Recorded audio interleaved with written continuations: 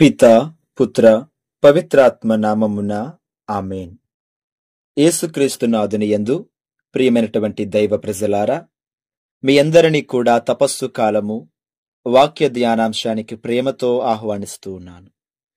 యోహాను శుభవార్త 11వ అధ్యాయము దివ్యవచనములు 50 నుండి. జాతి అంతా నాశనమగుట కంటే ఒక మనిషి ప్రజల కొరకు మరణించుటయే మీకు శ్రేయస్కరము కాదా అనెను. ఈ మాట తనంతట తాను చెప్పలేదు, కాని ఆ సంవత్సరము ప్రధాన అర్చకుడు కనుక యేసు ఆ జాతి అంతటి కొరకు మరణింపనున్నాడని ప్రవచించెను.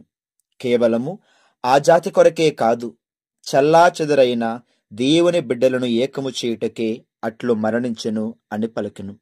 కావున వారు ఆనాటి నుండి యేసుని తొదముట్టుటకు కుట్రలు పన్నుచుండిరి.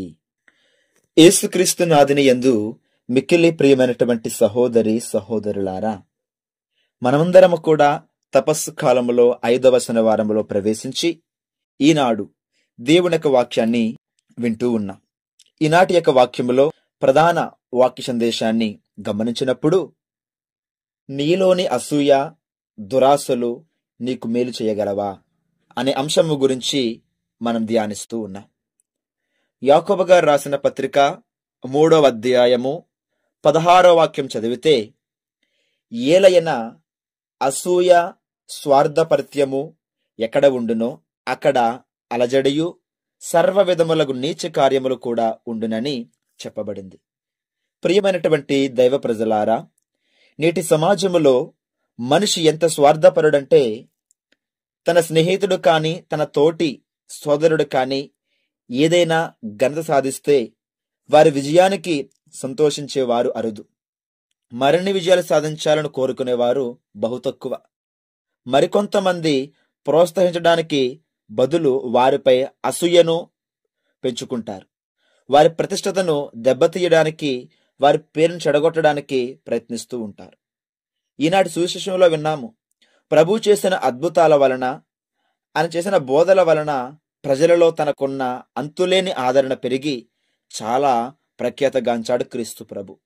యేసుకు పెరుగుతున్న ప్రజాదరణ చూసిన పాలక వర్గం, పరిసయ్యుల వర్గం, ధర్మశాస్త్ర బోధకుల వర్గం, పెద్దల వర్గం తమ అధికారానికి ఇంపు వాటిల్లేటువంటి ప్రమాదం ఉందని గ్రహించిన వీరు ప్రభుపై ఉన్నటువంటి అసూయతో, అధికారంపై ఉన్న దురాశతో యేసుని తుదముట్టించాలని ప్రణాళిక రూపొందించారు. ఇక్కడ వారికి యేసుపై ఉన్న అసూయ, అధికారంపై ఉన్న అత్యాశ, మమకారం, యేసును చంపేయాలని నీచపు ఆలోచనకు వారిని పురికొల్పింది. అందుకే నేను చెప్పాను మొదట్లో, యాకోబు గారి పత్రిక 3:16లో అసూయ స్వార్థపరత ఎక్కడ ఉంటుందంటే అలజడియు సర్వ విధములకు నీచ కార్యములు కూడా అక్కడే ఉంటాయంట.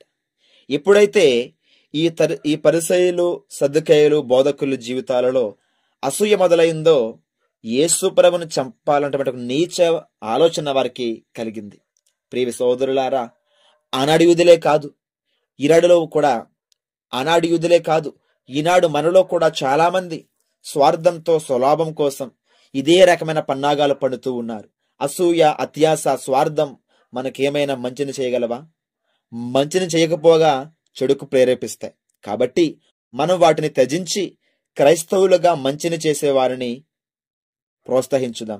మన వ్యక్తిగత స్వార్థం కోసం మన తోటి వారిని పాపులుగా వాడుకోవటం మానివేద్దాం. పవిత్ర వారం సమీపిస్తున్న ఈ తరుణంలో మనలోని చెడును విసర్జించి పవిత్ర హృదయాలతో ప్రభుని ప్రసన్నం చేసుకోవడానికి ప్రయత్నం చేద్దాం. అటువంటి కృపను మనకి ప్రభు ప్రసాదించమని ఆ ప్రభువుని ప్రార్థించుకుందాం. పిత పుత్ర పవిత్రాత్మ నామమున ఆమేన్.